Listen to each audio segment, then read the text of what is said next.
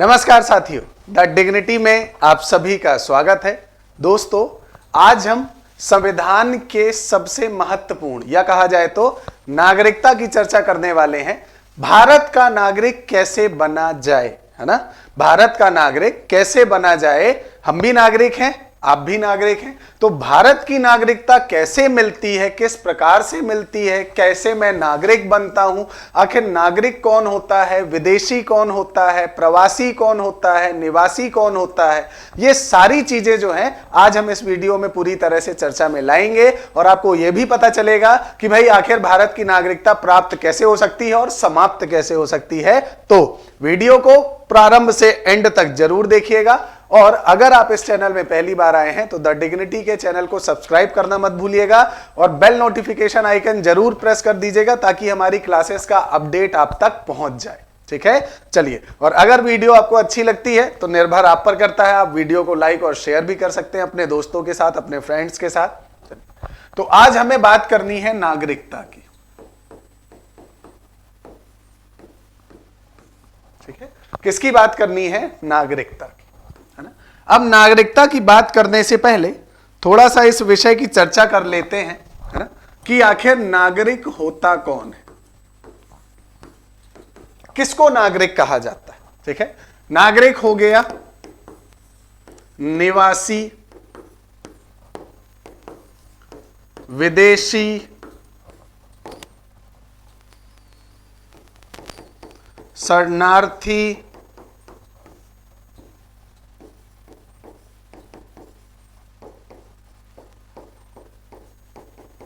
अवैध घुसपैठिया। ठीक है, नागरिक, निवासी, विदेशी, शरणार्थी, अवैध घुसपैठिया और NRI। ये शब्द आपके सामने कई बार आए होंगे, अधिकतर आए होंगे और आपने इन्हें पेपरों में पढ़ा होगा, न्यूज़पेपर्स में पढ़ा होगा, बहुत सारी जगहों पर पढ़ा होगा, लेकिन इनका वास्तविक अर्थ क्या है वो आज जान लेते हैं। नागरिक का अर्थ होता है जब किसी देश की सरकार जो है, देश का कानून जो है, कुछ अधिकार प्रदान करे और उसके साथ साथ कुछ कर्तव्य निर्धारित करे। ठीक है, और कुछ प्रमाण पत्र जो है, या तो एक प्रमाण पत्र दे दे, नागरिकता का कोई कार्ड दे दे, और या फिर बहुत सारे प्रमाण पत्र मिलाकर जो है बता दे कि हां भाई आप यहां के नागरिक हो और इस कारण से आपको अधिकार दिए जाते हैं कि आप यहां पर या भारत में चुनाव लड़ सकते हैं, भारत में जमीन खरीद सकते हैं, भारत में सरकार का विरोध कर सकते हैं। तो ये सारे अधिकार जो हैं वो किसके पास हैं? एक नागरिक के पास, भारत में, है ना। पाकिस्तान में जो है, पाकिस्तान के जो नागरिक हैं उनकी सरकार या उनके कानून ने जो उन्हें नागरिकता के आपके जो अधिकार हैं दिए होंगे वो उनका उपयोग वो करेंगे। ठीक, अधिकारों के साथ साथ कुछ क्या होते हैं? कर्तव्य। उदाहरण के लिए भाई आपके देश में कोरोना आया, कोरोना में विदेशी भारत से भागेंगे क्योंकि उन्हें डर लगेगा कि भाई हम कहीं मर ना जाएंगे यहां, है ना। अगर मर जाएंगे तो हमको लेकर कौन जाएगा? हमारे तो घर वाले वहां चिंता करते रहेंगे कि भाई हमारा घर वाला तो घूमने गया था, घूमते रह गया, है ना। तो चिंता तो उनको होगी, बिल्कुल होगी। तो कर्तव्य जो है वो किसके लिए है? नागरिकों के लिए, कि भाई हमारा कर्तव्य है, हमारा देश मुसीबत में है तो हम उस मुसीबत में अपने देश को छोड़कर ना जाएं क्योंकि ये हमारी जन्मभूमि और कर्मभूमि दोनों है ना। तो आप अगर नागरिक बनते हैं किसी देश के तो वो आपको कुछ प्रमाण पत्र देता है और उस प्रमाण पत्र के साथ आपको कुछ अधिकार देता है। उन अधिकारों के साथ साथ आपको कुछ क्या दिए जाते हैं? कर्तव्य दिए जाते हैं। ठीक, निवासी का मतलब क्या होता है दोस्तों?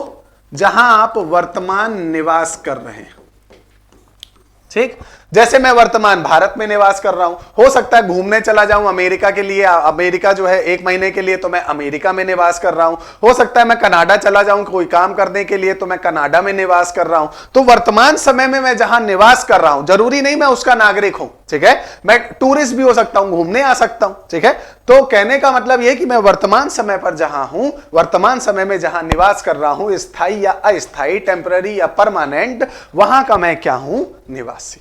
ठीक है, विदेशी का अर्थ यह है कि जब मैं नागरिक किसका हूं? जब मैं नागरिक हूं किसी दूसरे देश का,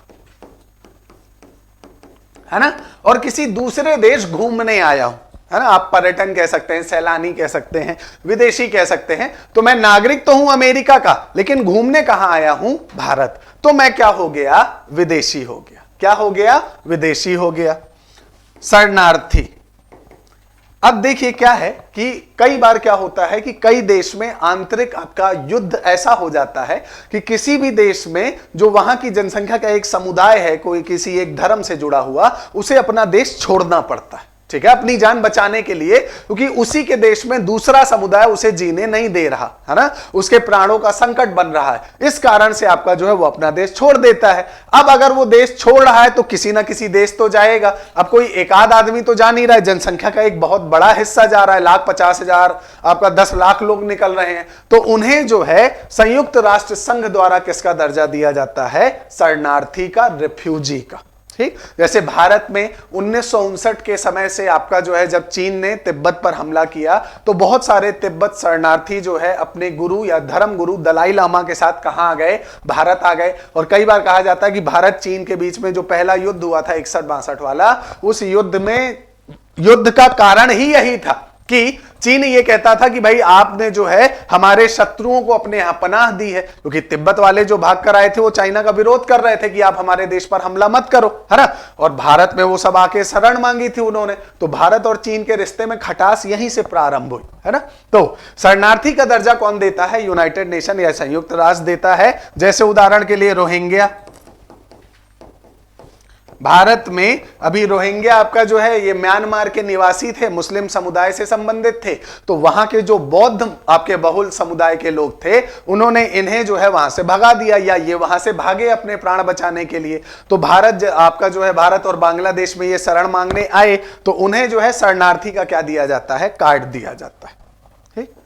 उसके बाद अवैध घुसपैठिया बताने की जरूरत नहीं है ना। आप इन्हें आतंकवादी के रूप में देख सकते हैं, जो पाकिस्तान से पहले आते थे ना तारों के नीचे से घुस के, ठीक है, कि चलो भैया भारत चलते हैं, है ना, वहां जन्नत वन्नत मिलेगी, है ना भाई। वहां से जो है उन्हें सिखाया पढ़ाया जाता था और फिर भेजा जाता था, तो तारों के नीचे से रात में घुसकर आ जाते थे। अब उस समय तो आ जाते थे क्योंकि सेना जो है उस समय पर थोड़ी सी, भारतीय सेना पहले आपका नियम कानूनों में फंसी थी। अब वर्तमान में देखा जाए तो भारतीय सेना काफी हद तक स्वतंत्र है, और इस कारण से ये जो तारों के नीचे से घुसकर आते हैं, इनका घुसना मुझे नहीं लगता कि उतना ज्यादा संभव है, क्योंकि जो आते हैं फिर वो वापस जा ही नहीं पाते।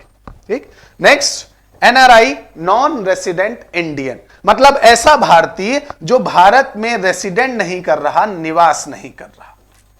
ठीक, तो याद रखिएगा एनआरआई और आप में, ठीक है, एनआरआई और आप में बस अंतर यह है कि वो भी नागरिक है, आप भी नागरिक हो, दोनों नागरिक हो, है ना। लेकिन आप निवास कर रहे हो अभी भारत में, आप नागरिक के साथ साथ निवासी हो, लेकिन वो नागरिक के साथ साथ निवासी नहीं है, वो निवास कर रहा है कनाडा में। ठीक भाई, भारत में पंजाब के जो लोग हैं वो सबसे ज्यादा कनाडा जाते हैं, है ना भाई, क्योंकि एक मिनी कनाडा, आपका मिनी पंजाब माना जाता है कनाडा को। तो वहां पर आपका जो है वो जब जाते हैं तो उन्हें कौन सा दर्जा दिया जाता है? एनआरआई का। इसका मतलब वो भारतीय तो हैं, अभी वो दूसरे देश के नागरिक नहीं बने, कनाडा के नागरिक नहीं बने, अभी वो भारत के ही नागरिक हैं, बस वो निवास कहां कर रहे हैं? कनाडा में। आई बात समझ में? तो याद रखिएगा, नागरिक, निवासी, विदेशी, शरणार्थी, अवैध घुसपैठिया और एनआरआई, ये तो कुछ शब्द हैं जो कई बार सामने आ जाते हैं। अब हम भारत की नागरिकता की चर्चा कर लेते हैं। ठीक है, भारत की नागरिकता की चर्चा कर लेते हैं। अब देखिए,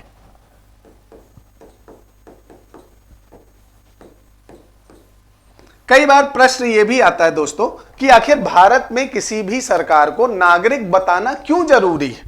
क्या आवश्यकता है बताने की या उन्हें जानने की कि कितने नागरिक हैं, कितने विदेशी हैं, कितने अवैध घुसपैठिए हैं? क्या जरूरी है ना? तो जरूरी इसलिए है क्योंकि जब आप देखते हो भारत सरकार कोई योजना बनाती है, भारत सरकार नए अस्पताल बनाती है, नए रोड बनाती है, नया कोई फूड योजना लागू करती है, खाद्यान्न योजना लागू करती है, या कोई अन्य योजना, पीने के पानी की व्यवस्था की योजना लागू करती है, तो उसके पास डाटा होना चाहिए कि भाई हम जो एक अस्पताल बना रहे हैं उस शहर में 5 लोग हैं, उन 5 लाख लोगों के बीच में 3 अस्पताल पहले से हैं, 500 बेड का और बना देंगे तो व्यवस्था जो है वो कंट्रोल में आ जाएगी। तो सरकार को अपने आप को योजनाओं में लाने के लिए, व्यवस्थित करने के लिए जानकारी होना जरूरी है कि कितने नागरिक हैं, कितने विदेशी हैं। आई बात समझ में? तो भारत में नागरिकता का जो प्रावधान है वो संविधान के भाग 2 के अंतर्गत है। किसके अंतर्गत है? भाग 2 के अंतर्गत है, और अनुच्छेद 5 से 11 तक। कहां से कहां तक? अनुच्छेद 5 से 11 तक। ठीक है, अब एक एक करके एक एक अनुच्छेदों को समझ लेते हैं। अनुच्छेद 5, ठीक है, अनुच्छेद 5 जो है वो कहता है कि 26 जनवरी 1950 को कौन भारत का नागरिक बना। ठीक है, 26 जनवरी 1950 को कौन भारत का नागरिक बना। ये वो दिन है जिस दिन संविधान दोस्तों लागू हुआ था, और इसी दिन जब संविधान लागू हुआ है तो नागरिक भी बताने पड़ेंगे कि भाई कितने नागरिक बने हैं, कैसे बने हैं, है ना। तो बताया गया कि वो भारत में निवास कर रहा है। क्या कर रहा है? भारत में निवास कर रहा है। अब निवास के साथ साथ 3 कंडीशन है, तीनों में से अगर कोई एक उसने पूरी कर दी निवास के साथ साथ, तो वो 26 जनवरी 1950 को भारत का नागरिक बन गया। ठीक, पहला, यदि उसका जन्म कहां हुआ है? भारत में। ठीक, मतलब वो निवास भी कर रहा है और वो पैदा भी कहां हुआ है? भारत में। दूसरा, माता या पिता का जन्म कहां हुआ है? भारत में। या तो माता का या पिता का, दोनों में से किसी एक का जन्म भारत में हुआ है। तीसरा, संविधान लागू होने से पहले 5 वर्ष से कहां रह रहा है? भारत में। ठीक है, मतलब अनुच्छेद 5 कहता है कि 26 जनवरी 1950 को कौन भारत का नागरिक बना। उसके लिए बोला जाता है पहले कि भाई देखो उसका जो है निवास तो वो भारत में ही कर रहा है ना। सबसे पहली कंडीशन है कि भारत में होना चाहिए उसको, है ना। निवास तो कर रहा है, लेकिन निवास के साथ साथ उसका जन्म भारत में हुआ हो। अगर ये कंडीशन पूरी कर देता है तो बन जाएगा। या फिर निवास के साथ साथ माता या पिता किसी एक का जन्म भारत में हुआ हो तो भारत का नागरिक बन जाएगा। तीसरा, निवास के साथ साथ यदि संविधान लागू होने के 5 वर्ष पहले से निवास कर रहा हो, कहां? भारत में, तो भारत का क्या बन जाएगा? नागरिक। बात समझ में आई? क्लियर है? तो अनुच्छेद 5 में जो था वो ये लिखा हुआ था। अब आगे बढ़ते हैं। अनुच्छेद 6, है ना। अब आपको भी पता है कि भारत जब निर्मित हुआ या भारत जब आजाद हुआ तो वो संयुक्त भारत नहीं था, बल्कि भारत के 2 टुकड़े किए गए थे। आपका एक हिस्सा बना था पश्चिमी पाकिस्तान, और यहां पर बंगाल के क्षेत्र में ये पूर्वी पाकिस्तान। तो पाकिस्तान के 2 हिस्से बनाए गए थे, पश्चिमी पाकिस्तान और पूर्वी पाकिस्तान। ये दोनों विभाजन हुआ था ना, भारत के टुकड़े किए गए थे, पाकिस्तान को 2 हिस्से मिले थे, पूर्वी पाकिस्तान और पश्चिमी पाकिस्तान। वो बात अलग है कि पाकिस्तान जो है उसे कश्मीर चाहिए, लेकिन स्वयं का क्षेत्र उससे संभाला नहीं जाता। ठीक है, तो पूर्वी पाकिस्तान उसी का क्षेत्र था, लेकिन अपने ही लीडरों की इन्होंने हत्या करवाई, अपने ही लोगों को मारने के लिए अपनी ही सेना उतारी, है ना। और ये पूरा डॉक्यूमेंटेड है, ये कोई हवा की बातें नहीं है। पश्चिमी पाकिस्तान जो है वो अपना दबदबा बनाकर रखना चाहता था पूर्वी पाकिस्तान में, और इसीलिए जब पूर्वी पाकिस्तान ने अपनी स्वतंत्रता की मांग बुलंद की तो वहां के नेताओं को मार दिया गया, और यहां तक कि जो समर्थक थे इन नेताओं के, उन्हें जो है मारा गया। किसके द्वारा? उन्हीं की देश की सेना के द्वारा, है ना। और तब उन्होंने पलायन करना चालू किया भारत की तरफ, और फिर भारत सरकार द्वारा मदद जो है वो कराई गई मुक्ति वाहिनी के रूप में। उसकी चर्चा किसी और दिन करेंगे। तो अनुच्छेद 6 में दिया गया है दोस्तों कि वो सभी लोग जो पाकिस्तान से कहां आ चुके हैं? भारत। ठीक है, पाकिस्तान से कहां आ चुके हैं? भारत, है ना। भाई बहुत सारे लोग थे जो भारत से पाकिस्तान जाएंगे, तो बहुत सारे लोग होंगे जो पाकिस्तान से भारत आएंगे। भाई बहुत सारे लोग थे ना जिन्हें लगा कि भाई हमें जो है अपने भारत में रहना है, हमें पाकिस्तान में नहीं रहना, तो पाकिस्तान से कहां आए? भारत। और इसके लिए जो डेट है वो दी गई है 19 जुलाई 1948 से पहले। ठीक है, 19 जुलाई 1948 से पहले जो भी पाकिस्तान से कहां आ गए? भारत आ गए हैं, उन्हें आपका जो है अनुच्छेद 6 से 26 जनवरी 1950 को क्या मान लिया जाएगा? भारत का नागरिक। आई बात समझ में? एकदम सिंपल सा है, बिल्कुल इसमें कोई पॉइंट नहीं है। बस ये समझना है कि ये किसके लिए है, जो लोग कहां से आए हैं, पाकिस्तान से कहां आए हैं, भारत आए हैं। कब आए हैं? 19 जुलाई 1948 से पहले उन्हें आपका क्या दे दी जाएगी, भारत की नागरिकता 26 जनवरी 1950 को। ठीक है, इसी के साथ साथ अनुच्छेद 7 को भी समझ लेते हैं, क्योंकि वो भी इसी से जुड़ा हुआ है। अनुच्छेद 7, ठीक है। अब अनुच्छेद 7 कहता है कि वो सभी लोग जो पहले भारत से पाकिस्तान गए और फिर पाकिस्तान से वापस कहां आ गए, भारत। ठीक है, भारत से कहां गए, पाकिस्तान, है ना। और डेट है 1 मार्च 1947 के बाद। ठीक, 1 मार्च 1947 के बाद भारत से कहां गए, पाकिस्तान, और फिर उसके बाद पाकिस्तान से कहां आ गए, भारत आ गए। तो उन्हें भी नागरिकता मिली आपके किसके द्वारा, अनुच्छेद 7 के द्वारा 26 जनवरी 1950 को। जो लौट कर वापस आ गए, वो कहते हैं लौट के बुद्धू घर को आए, है ना। तो जो बहुत सारे लोग थे जिन्हें ऐसा लगा कि हाँ भाई, जिन्ना साहब ने जो है जो पाकिस्तान बनाया है उसमें हम जाएंगे तो राजा महाराजाओं की तरह रहेंगे, हमारा देश है, अलग से देश रहेगा, ये है वो है। जब वहां गए तो पता चला कि भाई खाने की व्यवस्था नहीं है, तिरपाल में सोना पड़ रहा है। ठीक है, चारों तरफ बंजर ही बंजर जमीन दिख रही है, कोई ना कोई बड़ा आपका विकास तो दिख ही नहीं रहा, है ना। तो अब उन्हें समझ में आया कि भाई अपना जो घर था वही ज्यादा बढ़िया था। तो फिर वो लौट के कहां आ गए, भारत आ गए। अब लौट के अगर भारत आएंगे तो स्वाभाविक सी बात है कि भाई नागरिकता तो देनी पड़ेगी, ऐसे तो रख नहीं सकते। तो अनुच्छेद 7 रखा गया कि भाई आप जो है भारत अगर वापस आ गए हैं, 1 मार्च 1947 के बाद आप गए थे, है ना, और फिर उसके बाद आप लौट आए हैं, तो आपको भारत की क्या मिल जाएगी, नागरिकता। तो 6 में जो पाकिस्तान से भारत आए, है ना, 19 जुलाई 1948 से पहले, और 7 में जो भारत से पाकिस्तान गए 1 मार्च 1947 के बाद, और फिर पाकिस्तान से वापस कहां आ गए, भारत, है ना। तो उन्हें क्या दी गई, भारत की नागरिकता। ठीक है, चलिए अब इससे आगे बढ़ते हैं। 7 के बाद अनुच्छेद 8, है ना। वो सभी लोग जिनका जन्म कहां हुआ है, भारत से बाहर, लेकिन वंश किससे जुड़ता है, भारत से, है ना। तो आप चाहें तो अगर आप सभी भारत आ गए हैं, है ना, भले ही आप भारत के बाहर पैदा हुए थे। भाई आपको पता है प्रथम विश्व युद्ध या वर्ल्ड वॉर फर्स्ट और वर्ल्ड वॉर सेकंड के टाइम पर भाई सबसे ज्यादा महत्वपूर्ण लड़ाई लड़ी थी ब्रिटेन ने, है ना। और ब्रिटेन के पास जो सेना थी दोस्तों, उस सेना में सबसे ज्यादा तो भारतीय थे। तो ऐसा होता था कि भारतीय सैनिकों को किसी ने पकड़ लिया, फिर 8-10 साल बाद छोड़ देते थे, तो वो फिर लौट कर ही नहीं आते थे भारत, वो वहीं रह जाते थे।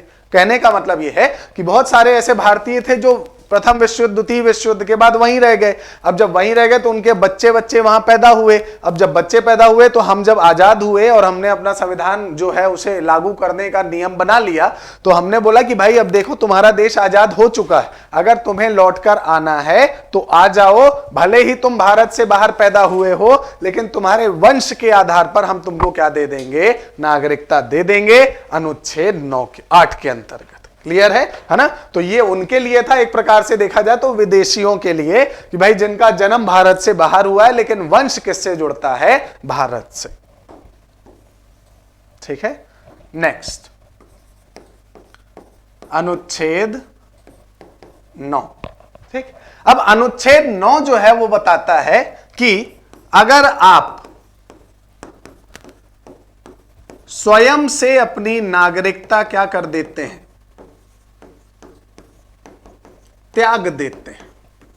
क्या करते हैं, त्याग देते हैं, स्वयं से अपनी नागरिकता त्याग देते हैं। तो अब ऐसी परिस्थिति में जब आपने नागरिकता त्याग दी है, ठीक है, तो ऐसी परिस्थिति में आपकी नागरिकता भारत की समाप्त हो जाएगी। ठीक, तो स्वैच्छिक त्याग जो है वो किस अनुच्छेद में है, अनुच्छेद 9 में। इसको थोड़ा सा ध्यान रखिएगा क्योंकि कई बार ये पूछ लिया जाता है। तो अनुच्छेद 9 जो है उसमें दिया गया है कि अगर आप स्वैच्छिक रूप से स्वयं से नागरिकता त्यागते हैं तो वो नागरिकता समाप्त हो जाएगी। क्लियर है, है ना। चलिए अब इससे आगे बढ़ते हैं। अनुच्छेद 10।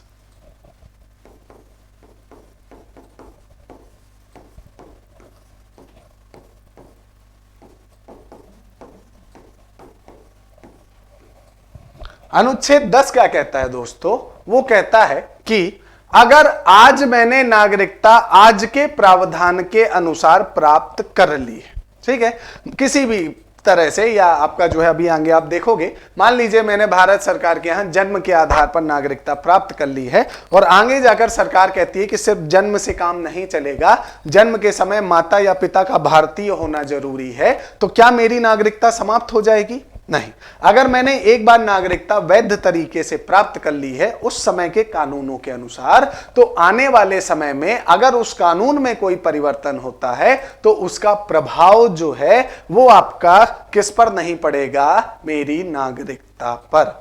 आई बात समझ में? तो मेरी नागरिकता पर कोई प्रभाव नहीं पड़ेगा। कब? जब मैंने आपका जो है एक बार नागरिकता ले ली है और आगे कोई भी कानून में बदलाव होता है तो उसका प्रभाव मेरी नागरिकता पर नहीं पड़ेगा।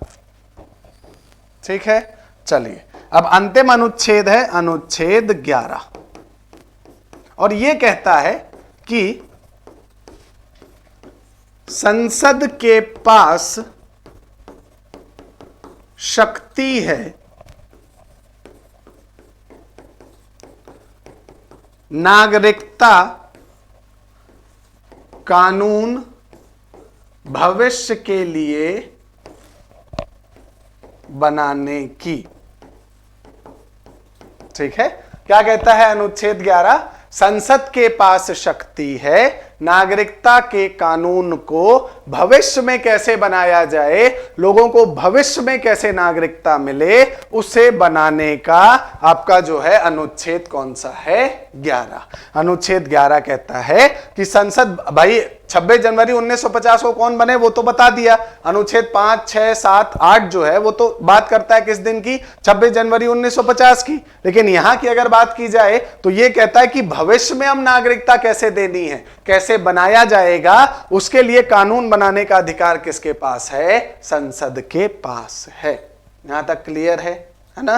तो अनुच्छेद एक बार देख लीजिए फिर से, है ना, ताकि सारी चीजें एकदम क्लियर हो जाएं।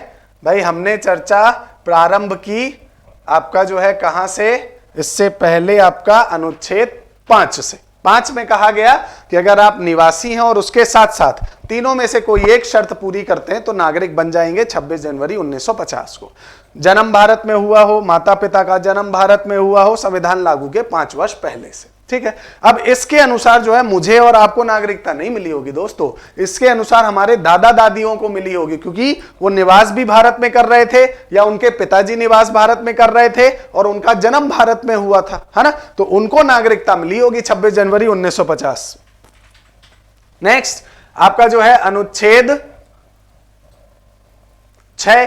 भाई बहुत सारे लोग पाकिस्तान से कहां आए थे? भारत। तो जो पाकिस्तान से भारत आए उनको नागरिकता दी गई, डेट रखी गई 19 जुलाई 1948 से पहले। दूसरा अनुच्छेद 7, जो भारत से पाकिस्तान गए 1 मार्च 1947 के बाद और पाकिस्तान से वापस कहां आ गए? भारत, तो उन्हें नागरिकता दी गई। अनुच्छेद 8, वो सभी जिनका जन्म भारत के बाहर है लेकिन वंश भारत से जुड़ता है तो अनुच्छेद 8 में मिल जाएगी। नेक्स्ट अनुच्छेद 9, स्वयं से अगर नागरिकता का त्याग कर देता है कि भाई मुझे नहीं चाहिए, मुझे अमेरिका की मिल गई, मुझे कनाडा की मिल गई, मुझे कोई बढ़िया देश की मिल गई, नहीं चाहिए मुझे भारत की, है ना, तो आपकी जो है नागरिकता अगर स्वयं से त्याग करते हैं तो समाप्त हो जाएगी सिटीजनशिप। अगर आप एक बार नागरिकता प्राप्त कर लेते हैं तो भविष्य में नागरिकता संबंधी अगर कानूनों में कोई परिवर्तन होता है तो उसका प्रभाव आपकी नागरिकता पर नहीं पड़ेगा। नेक्स्ट अनुच्छेद 11, संसद के पास शक्ति है कि भाई भविष्य में नागरिकता का कानून कैसे बनाया जाए, भविष्य में नागरिकता के लिए कैसे कानून बने, उन सब का अधिकार संसद के पास है और संसद जो है उसका प्रयोग करके, है ना, संसद ने इसका प्रयोग किया है और इसका प्रयोग करके संसद ने बनाया है नागरिकता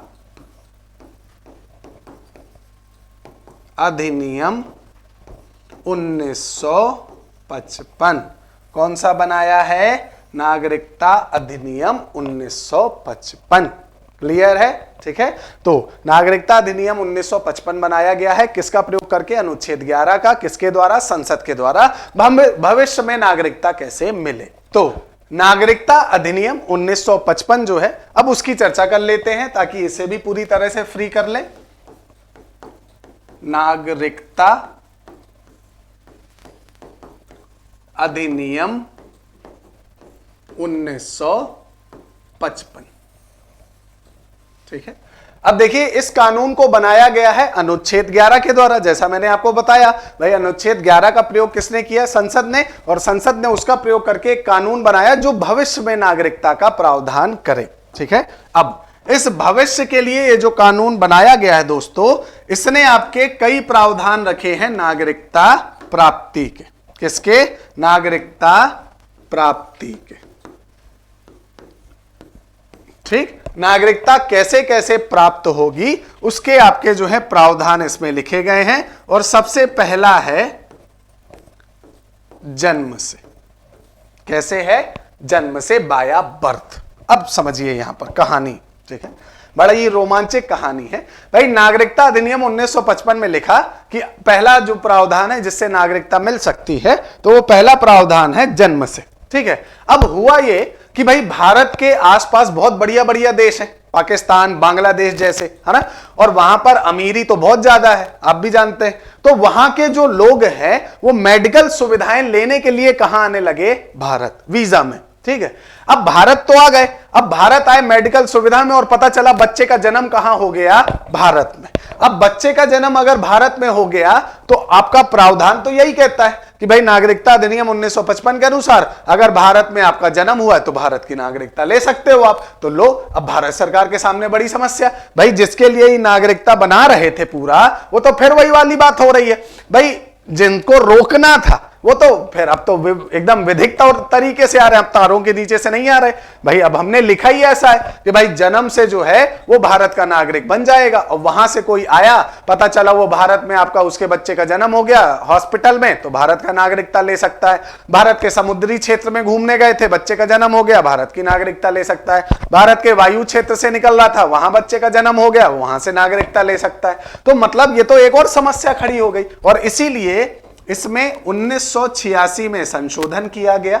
कब किया गया? 1986, और कहा गया कि भैया सिर्फ पैदा होने से, सिर्फ जन्म लेने से काम नहीं चलेगा, ठीक। जन्म के साथ साथ अब या तो माता और या फिर पिता, किसी एक का भारतीय नागरिक होना अनिवार्य है, तब जाके जन्म के अनुसार मिलेगी, ठीक है। तो 86 तक तो हमने झेल लिया कि चलो ठीक है, वहां से आए मेडिकल सुविधा लेने, सुविधा के चक्कर में यहां असुविधा कर दिए, वो कोई बात नहीं, है ना। लेकिन आप आए, ठीक है, अच्छी बात है, अब बन गए नागरिक, बन गए, अच्छी बात है ना। लेकिन 86 के बाद अब सिर्फ जन्म से काम ना चलेगा, जन्म के साथ साथ माता या पिता किसी एक का क्या होना अनिवार्य है? भारतीय, तब जाकर किसे रखा गया? जन्म से, ठीक है। अब दूसरा, वंश के आधार पर। किसके आधार पर? वंश के आधार पर। अब इसमें लिखा गया था कि यदि आपका जन्म कहां हुआ है? भारत से बाहर, है ना, और आपके पिता का वंश, किसका वंश? पिता का वंश भारत से जुड़ता है, तो आपको भारत की नागरिकता मिल जाएगी। और क्योंकि उस समय पर भारत देखे तो भारत का समाज पितृसत्तात्मक समाज था, या मेल डोमिनेंट सोसाइटी थी, और मोस्टली बाहर जो है पुरुष लोग ही काम करने जाते थे। तो आपका जो है, अगर आपका वंश किससे जुड़ा है? पुरुष वर्ग से या पिता से, तो भले ही आप भारत के बाहर पैदा हुए हो, आप भारत की क्या ले सकते हो? नागरिकता ले सकते हो। लेकिन अब इसमें क्योंकि अब ग्लोबलाइजेशन बढ़ रहा था, महिलाएं भी जो है एकदम कदम से कदम मिलाकर पुरुषों के साथ चल रही थी, भारत में भी और विश्व में भी। तो ऐसा कई बार हुआ कि भाई महिलाएं जो है वो भारतीय हैं और पिता विदेशी हैं। लेकिन अब यहां समस्या हो गई कि भाई यहां तो लिखा है सिर्फ वंश के आधार पर, भाई वंश तो जो है वो पिता का तो अमेरिका का है या ब्रिटेन का है, माता का है भारत का, तो क्या किया जाए? और इसीलिए इसमें भी संशोधन किया गया। कब? 1992 में। कब किया गया? 1992 में। और कहा गया कि भाई अब पिता के साथ साथ किसका भी अलाउ है? माता का, अब दोनों का, ठीक है, या तो पिता का हो या माता का, तो दोनों का अलाउ है, दोनों में से किसी एक का अगर है, बहुत बढ़िया बात है। अगर आपका वंश जुड़ता है भारत से तो आपको भारत की नागरिकता मिल जाएगी।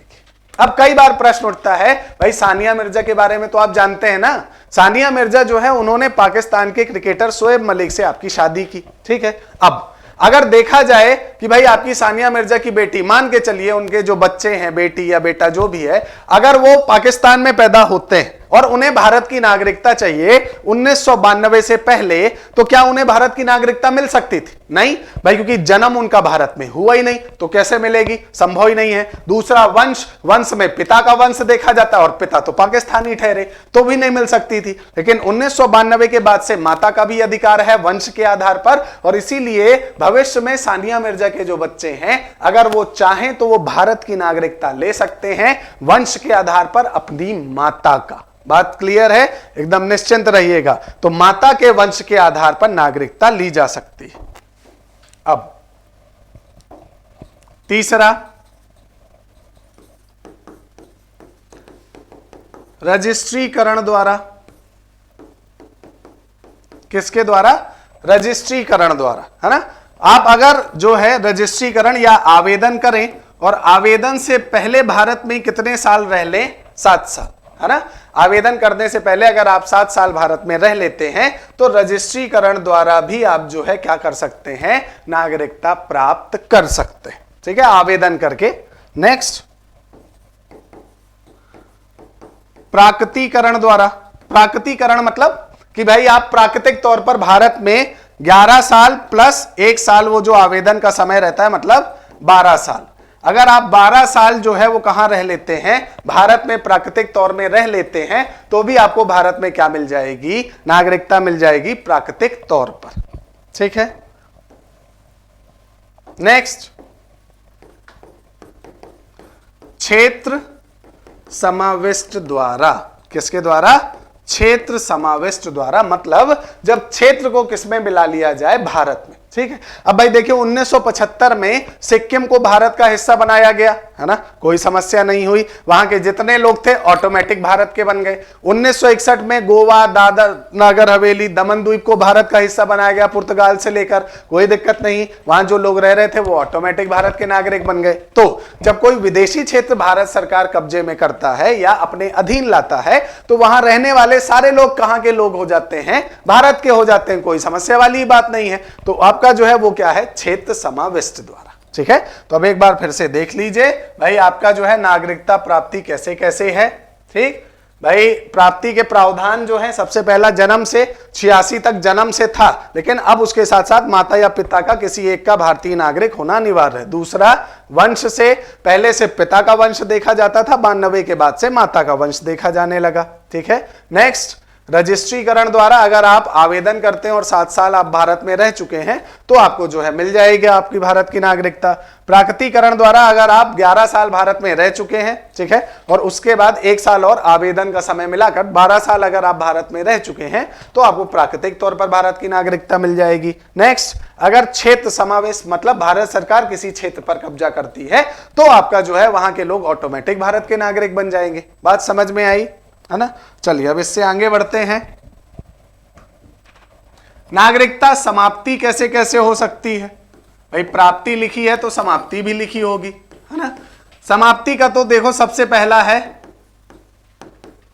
स्वयं से त्याग।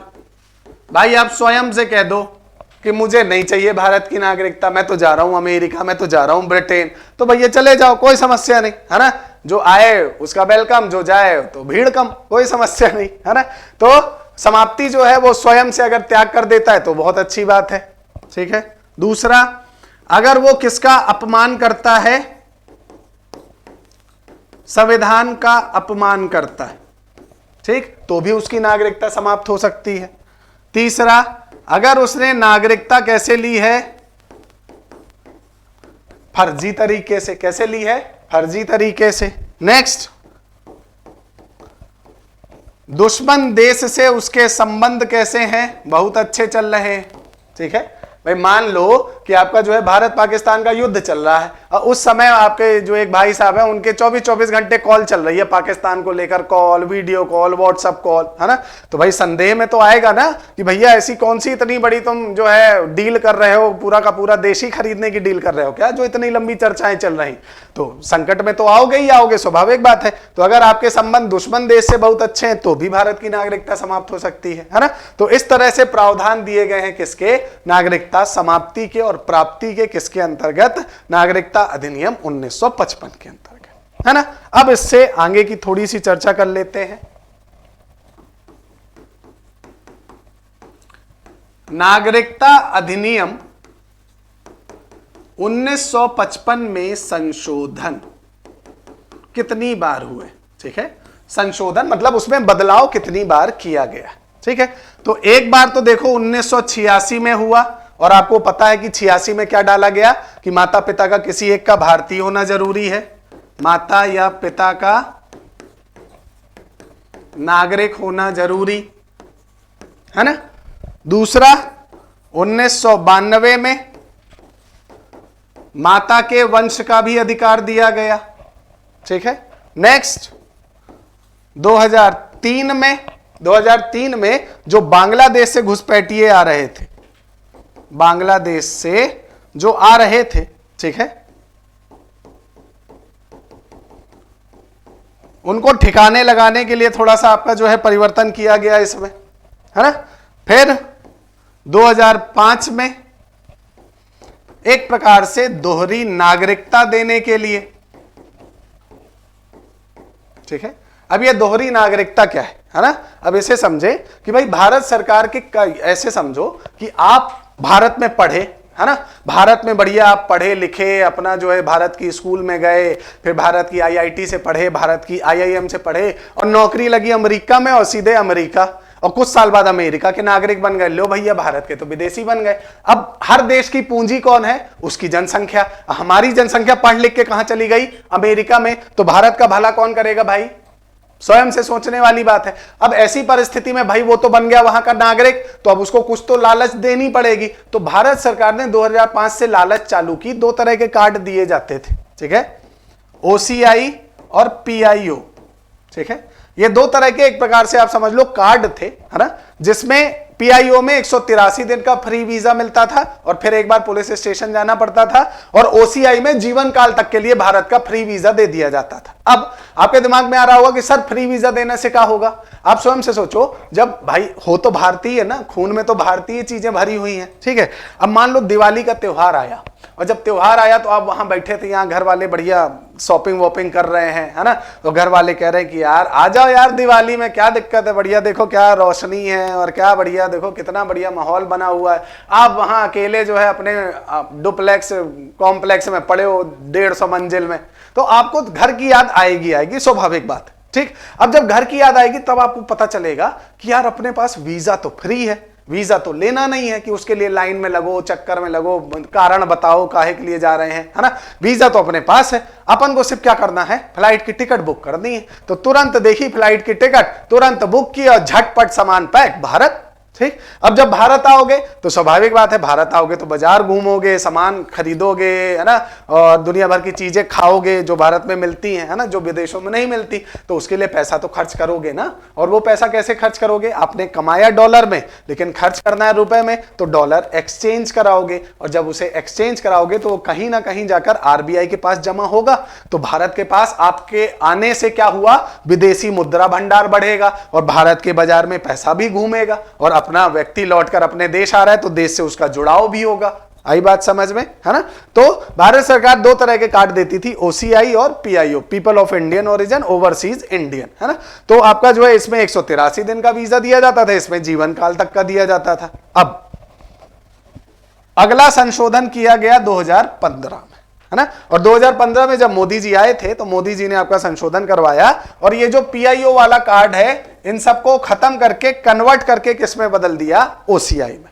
मतलब जिसके जिसके पास 183 दिन वाला वीजा था ना, उन सबको क्या बना दिया, ओसीआई लाइफ टाइम वाला कार्ड बना दिया। अब भारत में सिर्फ एक ही कार्ड दिया जाता है, और वो कार्ड कौन सा है, ओसीआई। कौन सा है, ओसीआई। अब पीआईओ नहीं दिया जाता, ठीक, तो 2015 में क्या परिवर्तन हुआ वो आपने अभी देख लिया।